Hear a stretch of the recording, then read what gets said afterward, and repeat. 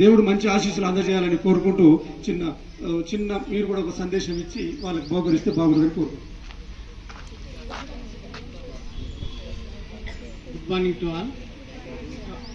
గౌరవ హెచ్ఎం గారికి, అదేవిధంగా గర్ల్స్ స్కూల్ హెచ్ఎం గారికి, teachers Bhaskar sir, Sahadev sir, pedia kesar గారికి, విద్యార్థులందరికీ కూడా మీరు 10వ తరగతి పరీక్షలు రాయబోతున్నారు. ఫస్ట్ మీకు ఆల్ ద బెస్ట్. మంచిగా మీరు కష్టపడి ఇన్ని రోజులు మీ తల్లిదండ్రుల ఆశీస్సులతోటి, మీ ఉపాధ్యాయుల బోధనలతోటి మరి మీరు మంచిగా ప్రిపేర్ అవుతున్నారు. అతి త్వరలో మీకు 10వ తరగతి విద్యార్థులు మీకు ఎగ్జామ్స్ ఉన్నాయి. మరి ఈ 15-20 రోజులు మీరు కాన్సన్ట్రేషన్ మొత్తం విద్య మీదనే పెట్టి మంచిగా చదువుకొని మంచి మార్కులు తీసుకొని రావాలి. తీసుకొని వస్తే భవిష్యత్తు, ఎందుకంటే 10వ తరగతి మీకు తొలిమెట్టు.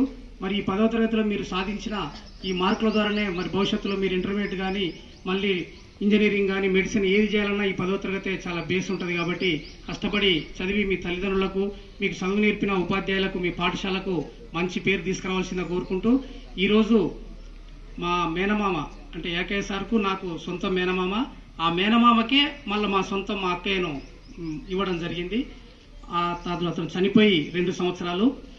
అతని 2వ వర్ధంతి సందర్భంగా తను కూడా ఏంటంటే ధర్మారపు ఉప్పలయ్య ఆయన పేరు, రామంజపురం అని మన పక్కన మైబాద్ జిల్లా వాళ్ళది.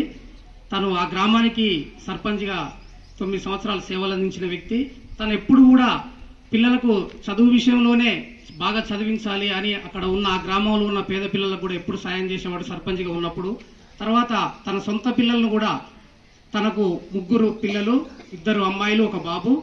ఇప్పుడు వాళ్ళ పెద్ద అమ్మాయి కూడా కష్టపడి చదువుకొని ఇప్పుడు మొన్న డిఎస్సిలో గవర్నమెంట్ టీచర్ కావడం జరిగింది. 2వ కుమార్తె మంచిగా చదువుకొని అగ్రికల్చర్ పాలిటెక్నిక్ చేసి ఆమె కూడా మన ఎన్ఆర్జిఎస్లో టెక్నికల్ ఆఫీసర్గా వాళ్ళిద్దరు సెటిల్ కావడం జరిగింది. బాబు బీటెక్ కంప్లీట్ చేసి తను ఇప్పుడు జాబ్ సెర్చ్లో ఉన్నాడు. మా అక్కయ్య, అతని భార్య అంటే మా అక్కయ్య అంగన్వాడీ టీచర్గా ఆ గ్రామంలోనే సేవలు అందిస్తుంది.